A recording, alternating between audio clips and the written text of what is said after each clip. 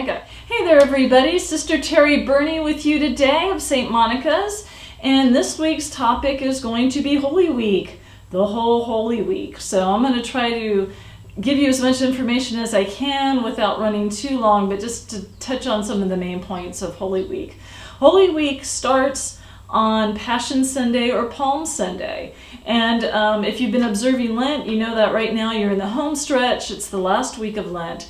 And at the time that Palm Sunday begins, it commemorates the time that Jesus came down from the mountain where he was fasting, being tempted by Satan, comes down into Jerusalem, and then is greeted by absolutely adoring, loving crowds. He comes in on a donkey, and they put palms down so that, just as a show of respect. And so Jesus enters Jerusalem through much fanfare. His disciples are very happy to see him.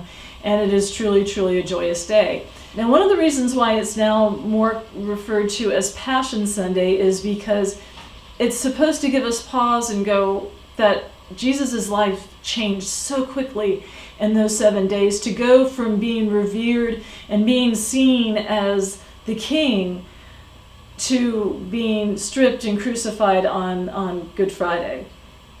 So while we do rejoice that he has come down from the mountain and he is here to give us his gospel, at the same time, it's that acknowledgement not only for Jesus, but for us, that how quickly our life can change. And are we going to be ready for that sort of change of something traumatic like that should strike? Holy Monday and Holy Tuesday, there are regular masses. Generally, you can receive communion. There's the Gospels of that week, but those 2 days are a little bit quieter in Holy Week. Holy Wednesday is the day that's generally recognized that Judas had set up to betray our God. And so he set that up with the Pharisees and the Roman soldiers, that's what he was going to do, that he was going to betray his friend Jesus. So Holy Thursday or Monday Thursday is considered the Last Supper. And that is the point that Jesus has his Last Supper. Many people believe it was a Passover dinner because this was around the time of Passover, and Jesus was Jewish. So it would make sense that he was having this Seder dinner with his disciples.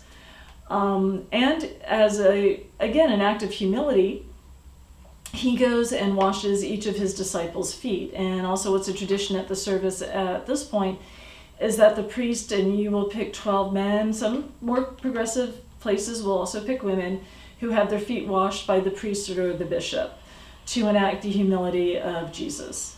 Of course, later that night, we know that he was arrested. And at that point, one of the disciples goes in and tries to stop it, Peter. And one of the Roman soldiers' ears gets sliced off, and Jesus actually goes and puts it back on and heals this man's ear. At this point, Judas realizes that what he's done is wrong, and he can't give the money back. He can't take back what he did, which is also another lesson for us, is that when these things happen and we do things, there are consequences. And when you do something that grave, there are times when you can't take it back, even though you truly want to. And later, of course, we know Judas hangs himself. Then comes Good Friday, which, of course, is the point that Jesus is sentenced to death and is crucified. And, the fact that he's being crucified next to criminals, and the fact that he tells one of them, "You will be with me tonight in paradise," I think gives us this sense of, no matter how hard our life is, that there is hope and that there is life beyond that. And as far as the services go, there are the Stations of the Cross. So you will be taken around in the sanctuary. Most Catholic churches will have each station, and where Jesus fell the first time, second time, and third time, where the crown of thorns went on his head, where he was speared in the side, where he was literally nailed to the cross. So that is it's a very solemn event. You don't get the Eucharist at that point. It's not a full Mass because there's nothing to celebrate there, and generally the ornamentation and the crucifixes on the altars are covered or taken off, so that it's a very bare altar.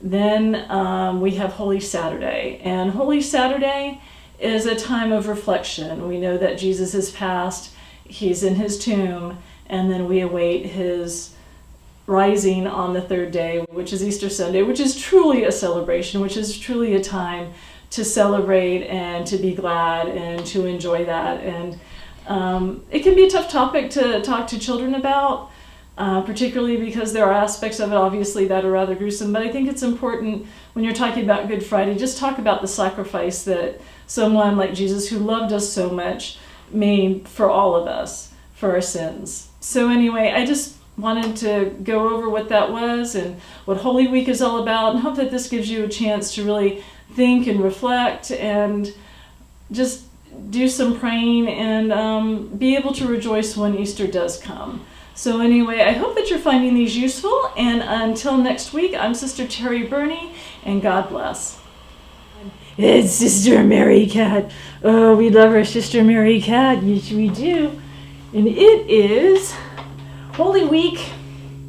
Holy Week, we're getting towards that last tail end of Lent.